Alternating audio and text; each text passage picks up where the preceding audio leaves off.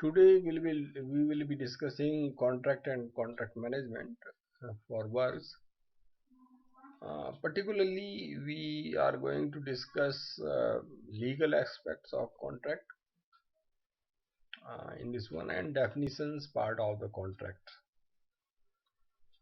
and various terms which we are using in the contract.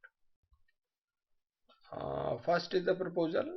So basically, proposal is when suppose a contractor is giving his bid, so that is a proposal. So that is means that one person signifies to another his willingness to do the work. It means contract is willing to work or to execute the work, so that is a proposal. Then promise is that when engineer or the employer says that yes, we accept your proposal, so that becomes the promise. It means a proposal when accepted becomes a promise. Then this is this an organization suppose invites tender, then a contractor submits his bid, so it is a proposal. The organization accepts the bid or proposal, then it becomes a promise. Then the person making the proposal is called the promisor, that is means the contractor is the promisor, and the person accepting the proposal is called the promisee, that is employer or organization or engineer is called the promisor.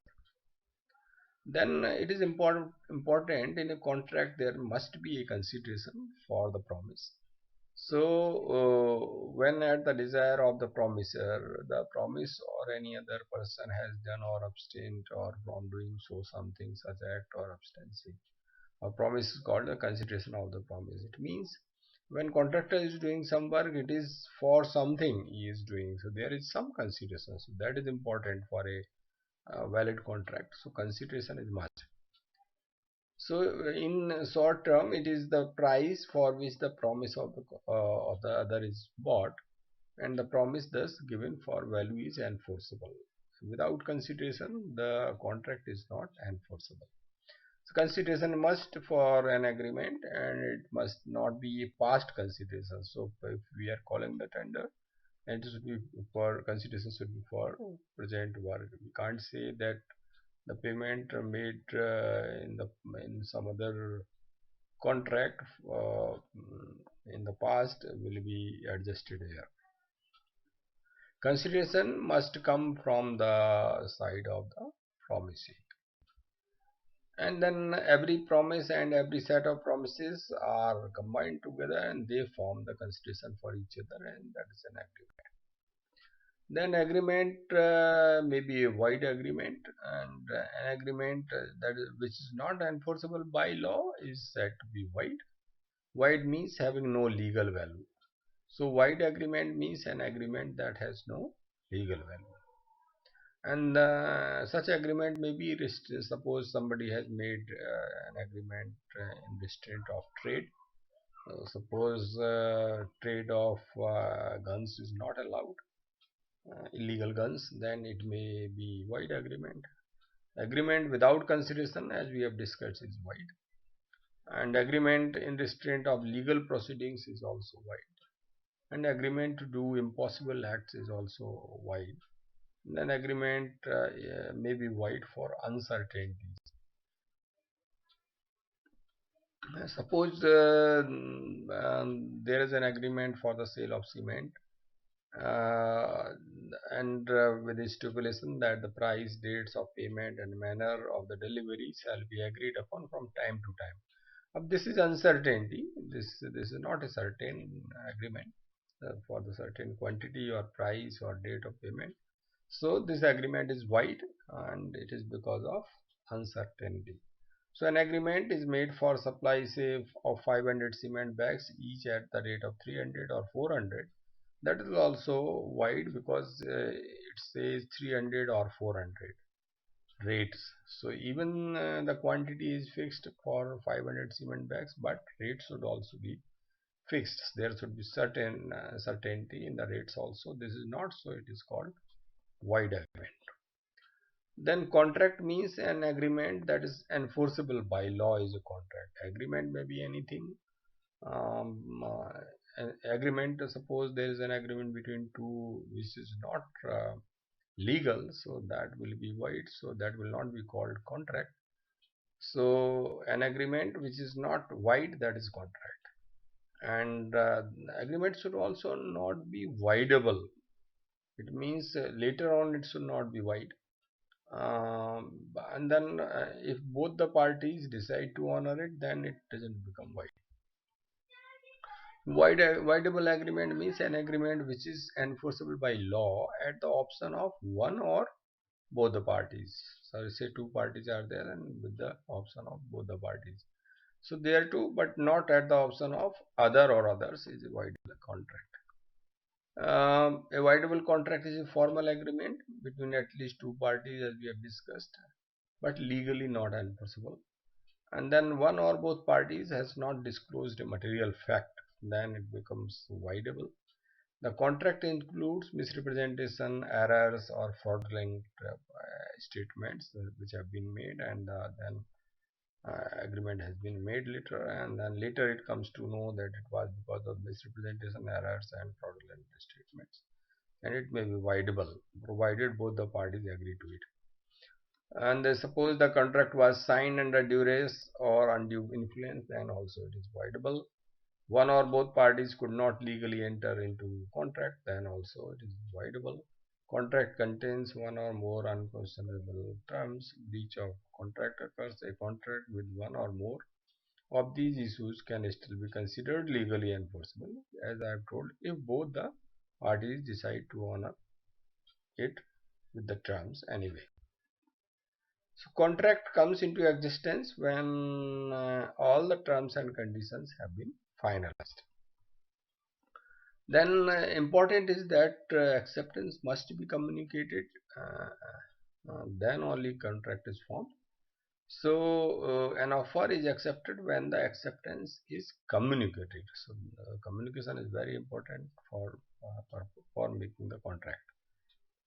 And if communication of acceptance is made to a third person, then it creates no contract. It means see the name of bidder is XYZ construction company, then communication should be made in the name of XYZ construction company only. Suppose it is made in some other name, then that communication is not complete. And then suppose exposure or display of goods was there, and then if somebody says that because of the exposure he is to sell it, that is not correct. Similarly, suppose in a works contract we are calling uh, the tenders, so it's not necessary that we will accept the tenders. So mere expression of interest by an organization is not any offer. That is not considered an offer. When a bidder submits the bid in response to the expression of interest is an offer. It means when we invite the tender, that is not an offer, but when the contractor submits the proposal, that is an offer. And when the organization accepts it, then contract is formed. Though offer can be made to the whole world, a contract can arise only by acceptance of the offer. Hence, knowledge of the terms of the offer is essential acceptance. It means we can publish the invitation in various newspapers, but when we accept the offer, then only contract will arise. Then unaccepted offer is there, then that creates no right of obligation. The contractor cannot say that I have submitted the bid, so it results into the contract, or I have not received the intimation that acceptance is there or not, so I will consider that it has been accepted. That is not correct. So unaccepted offer creates no right of obligation. And then there is importance that when communication is complete, this is very important legally also in works contract. Communication in of a proposal is complete when it comes to the knowledge of the person to whom it is made. And then communication of an acceptance is complete as against the proposer when it is put in the course of transmission to him so as to be out of the power of the acceptor. It means let us consider in terms of a works contract, that will be easier. Suppose a contractor has submitted his proposal. So communication is complete when it is received by the employer or engineer or organization. When a letter of acceptance is issued by the engineer or employer or organization to the contractor and it is put into the post, then it is complete. It means it is out of the power of the acceptor. So letter of acceptance, when it has been put up in course of transmission, then the the communication is complete. It's not necessary that contractor should receive it. So that is important. So that is as per the law. So suppose A and B are there, two parties. A proposes by letter to sell a house to B at a certain price. Then the communication of the proposal is complete when B receives the letter and B accepts A's proposal by letter sent by post. So the communication of the acceptance is complete as against A when the letter is posted. That is all. As against B when the letter is received by A. Similarly, for revocation, A revokes his proposal by telegram. Then the revocation is complete as against A when the telegram is dispatched, and it is complete as against B when B receives it. B revokes the acceptance by telegram. B's revocation is complete as against B when the telegram is dispatched, and as against A when it reaches. So as I have mentioned, the advertisement of an organization or by employer for tenders is only an invitation to make an offer. It is not offer, it is only an invitation to make an offer. The tenders when submitted to the organization are the proposals or offers by the contractor when it is submitted. The communication of proposal or offer is complete when received by the organization, and the acceptance of the proposal is complete when it is sent either by post or other communication so as to be out of the power of the organization. The organization did not make any communication to accept the offer, then the contract is not complete. The acceptance was not complete as it was never made and never put to the transmission. The offers on tenders were revoked before it was accepted, then there was no contract. The communication of acceptance of the bid is necessary, as we have discussed many times now, for completed contracts. And suppose it is only internal note sheets are there, and the competent authority on or your boss or board or some authority has accepted the tender on the note sheet, it has no meaning until unless it has been communicated or rather put in the communication channel by the employer or by the engineer. Revocation, similar, a proposal of the contractor may be revoked at any time before the communication of its acceptance is complete. So contractor can revoke his proposal before the letter of acceptance is put up in the communication by the employer, and acceptance by the organization may be revoked at any time before the communication is of the acceptance is complete as against the acceptor, that is, but not afterwards. So A proposes by a bid sent by post to sell the computers to B. B accepts the proposal by a letter sent by the post. So A may revoke his proposal at any time before or at the moment when B posts his letter of acceptance and not afterwards. B may revoke his acceptance at any time before or at the moment when the letter of communication reaches A, but not afterwards. When an offer gives the offerer an option to accept within a fixed period, we have inverse contract validity period. So that is important, that that validity period is there. So the offer can be withdrawn even before the expiry of that period, unless there is some consideration for keeping it open. So consideration is required. So when we inverse contract, we have the condition that so much earnest money will be forfeited if somebody is withdrawing the proposal or the bid. So that is as per the tender document. Acceptance must be absolute and unqualified. We cannot put any conditions later on. So or in the letter of acceptance, whatever is written in the tender document, that only should be there. So acceptance must be absolute. And suppose we invited the tender for 500 bags, so it should be only for 500 bags, not for 400 or 600. And then unqualified, and then we should be expressed in some usual and reasonable manner, unless the proposal prescribes the manner in which it is to be accepted. If it is written how it is to be accepted, what is the letter of acceptance format, that should be followed. For acceptance to be unqualified and without condition, offer and acceptance must be based on three components. It should be based on certainty, commitment, and communication for a valid contract. If a new condition is put while accepting the bid, contract already signed by the proposer or contractor is not complete until the proposer accepts the condition. That is important. So no new condition should be put up in the works contract whenever we are issuing the letter of acceptance. An acceptance with a variation is no acceptance, as I have already told. It is considered a counter proposal legally, which must be accepted by the original proposer contractor before a contract is made. If he is accepted, then it becomes acceptance.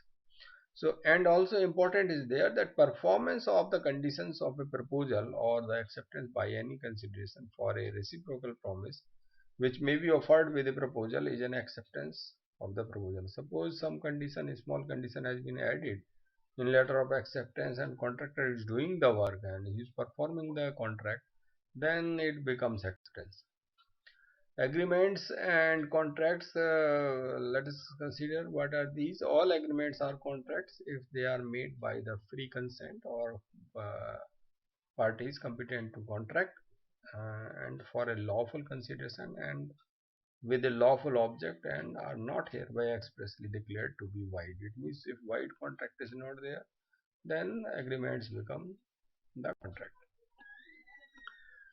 And then who are competent to contract? We know every person is competent to contract who is of the age of majority according to the law to which he is subject, and who is of sound mind and is not disqualified from the contracting by any law to which he is subject. So it means that of majority is and sound mind and not having been disqualified.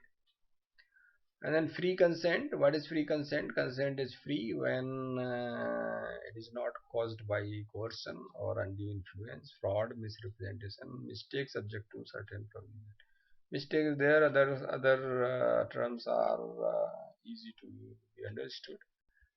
Mistake means mistake may be mistake of law, unknowingly some mistake has occurred which is not permitted in law. So the Contract Act, Indian Contract Act say that no party shall be allowed to claim any relief on the grounds of ignorance of Indian law. Then mistake of fact may also be there. Mistake of fact means it may be that was not known to both the parties, and the fact mistake was never intentional. This may be bilateral mistake when both the parties of contract are under mistake of fact, and that may be the condition. Suppose we are calling the tender for dismantling of building, and building was there, but due to earthquake it has come down, and then meanwhile we have entered into the contract, so that is bilateral mistake. Unilateral mistake may be mistake by one party is considering that this is a mistake, other party is saying that mistake is not there. Unilateral mistake is when only one party to the contract is under a mistake. In such a case, the contract will not be void. So the act says that just because one party was under a mistake of fact, the contract will not be void or voidable. So if only one party has made mistake of the fact, the contract remains a valid contract. The offerer cannot say that if no answer is received within a certain time, the same shall be deemed to have been accepted. So, the contractor suppose is submitting the bid, and if he cannot say that if the no reply or acceptance is not received within say validity period is of 60 days, within 60 days, then it will be deemed to have been accepted. That cannot be said. And then there must be a notice of acceptance from the contracting party himself in some way. If somebody else or an unauthorized person is making the communication, that is not allowed, or so information should come from the contract party. Partial acceptance is not permitted, as we have already discussed, like say suppose we invited the tender uh, for work of civil works like HVAC work and horticulture works, and partial acceptance has been done, that is not allowed as per contract. That is considered just a mere counter proposal. Parties have relation of promisor and promisee, as we have already discussed, and they are not employer and employee. So contractor and the engineer or the employer, they are two parties at the same level, and between for the legally they are at the same level. They are two parties basically. So this contract is between two parties, so that's why promise is binding to both the parties, and promise has to be fulfilled. Whatever is written in the contract document, that has to be fulfilled by both the parties, and parties entering into the contract have their obligations or promise to be fulfilled, both the parties. So if these promises are fulfilled, what is written in the contract, and they are implemented sincerely by both the parties, then contract management becomes successful and very easy. Thank you very much for attending. I am K M Soni, ADG retired CPW. Thanks a lot.